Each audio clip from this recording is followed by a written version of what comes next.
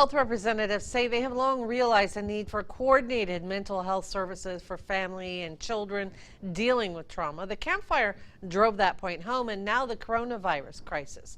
Julia Yarbo recently spoke with the executive director of the new Center for Learning and Resilience, a resource to help meet community needs. First of all, thank you for joining us, and tell me about this program. Yeah, so the Center for Learning and Resilience is really modeled to be wraparound support for families and their children. It was a multi-year process in determining what families and children needed. We're in a different type of trauma, right? We're looking more at toxic stress. When I'm talking about toxic stress, I mean when children and their families and our communities are under stress over a long period of time, and the importance to really address the mental health needs of young children. Talk to me a little bit about how ACEs come into play with all of this. In the last 2 years, we've heard a lot more about the impact of ACEs and the severity of long-term impacts for children. Why is that important in the work that the center will be doing? So when we're talking about ACEs, we're talking about adverse childhood experiences. These are things that children or even older children experience when they're young that potentially can impact the rest of their life kind of navigates, right?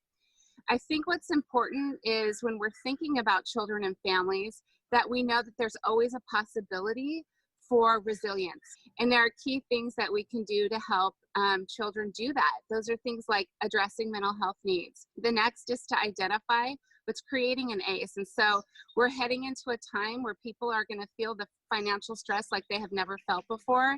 It's important to identify how we can help families connect so that they can become more mobile economically and that we can shore up their basic needs during this time. How severe of a situation are we looking at in Butte County? Butte County is kind of the highest reported ACE score in the state.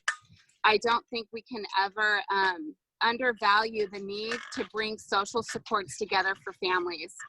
And when I talk about social supports, I'm talking about early child care centers. I'm talking about our mental health supports and our behavioral health partners. I'm talking about supports in context with case management and the ability to help navigate our systems. What are you most excited about moving forward with this center for our community? What's most exciting is that there is so much research and better understanding how to serve children and their families and how to work collectively, that the potential is just incredible. All right, well, we hope that all of the work and the input and the training and the teamwork pays off for our children and our families in Butte County. Amanda, thank you so much for joining us. All right, that's Julia Yarbo reporting. The Center for Learning and Resilience will be hosting a series of workshops online. The first, a Facebook Live event, takes place today at 10 o'clock with a marriage and family therapist. For more information on the center and upcoming events, visit actionnewsnow.com, click on News, and then News Links.